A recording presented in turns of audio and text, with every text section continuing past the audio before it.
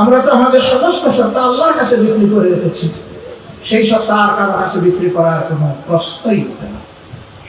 আমাদের কোন দায়িত্বশীল নেতা যাদের বিরুদ্ধে অন্যায়, যৌক্তিক, মিথ্যা অভিযোগ দায়ের করে দুনিয়া থেকে বিদায় করা হয়েছে, তাদেরকেও বাংলাদেশ থেকে পালিয়ে যাননি, পালিয়ে যাওয়ার জন্য এক সেকেন্ডের জন্য চেষ্টা করেননি। তারা আপন দেশে থেকেছে, কারণ আমাদের কোনো মামার দেশ নাই, মাসির দেশ নাই, দাদার দেশ নাই, দেশ আমাদের। আল্লাহ এখানে আমাদেরকে জন্ম দিয়েছেন, যতদিন পছন্দ করবেন এই দেশটাকে বুকে আঁকড়ে ধরেই আমরা এই জীবনে বেঁচে থাকতে চাই। এদেশের সুখ শান্তি দুঃখ বেদনার সাথে আমাদের অন্তরের সম্পর্ক মিশে আছে। এমনকি যাদেরকে ফাঁসি দেওয়া হয়েছে তার মধ্যে একজন বিশিষ্ট মিডিয়া ব্যক্তিত্ব, সমাজ পরিবর্তনের একজন কারিগর জনাব মীর কাসেম আলী, কিন্তু বাংলাদেশে ছিলেন না, তিনি আমেরিকায় ছিলেন। তার কিছু কিছু বন্ধু তাদেরকে পরামর্শ দিয়েছিল, আপনার জন্য উত্তম হবে দেশে ফিরে না আসা। তিনি বলেছিলেন কেন?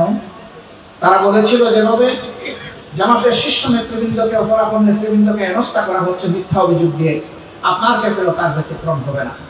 তিনি বলেছেন আমি একজন মুমিন হিসাবে তার মোকাবেলা করব, আমি দেশে যাব, আমি চিৎকার দিয়ে বলবো আমার বিরুদ্ধে সমস্ত অভিযোগ মিথ্যা, এরপরে যদি আমাকে ফাঁসি দেওয়া হয় আমি হাসি মুখে গ্রহণ করে নেব। তাই হয়েছে।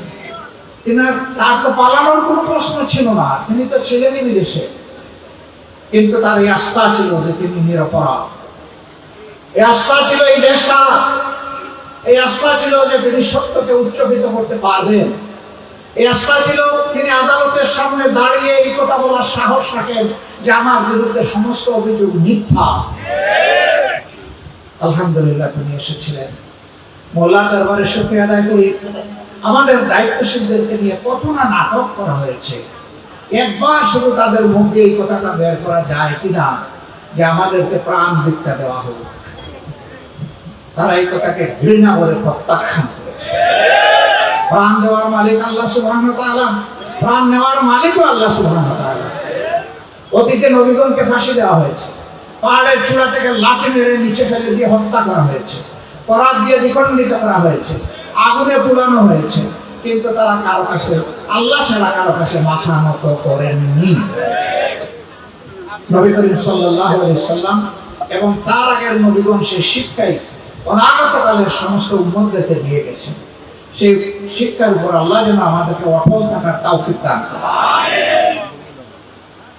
কেউ কেউ বলে যে অমুক দেশ তমুক দেশ সবাইকে কিনতে পেরেছে, কিন্তু একটা সংগঠনকে কিনতে পারে না, এর নাম জামাত ইসলামী। আমাদেরকে কিনবে কেন? এখানে আমরা যারা বসে আছি, পর্দার আড়ালে যে মা বোনেরা আছেন, তারা না আমরা শপথ নিয়েছি ইন্না সলাতি ওয়া নুসুকি ওয়া মাহইয়ায়া ওয়া মামাতি লিল্লাহি রাব্বিল আলামিন। আমরা তো আমাদের সমস্ত সত্তা আল্লাহর কাছে বিক্রি করে রেখেছি, সেই সত্তা আর কারো কাছে বিক্রি করার কোনো প্রশ্নই ওঠে না।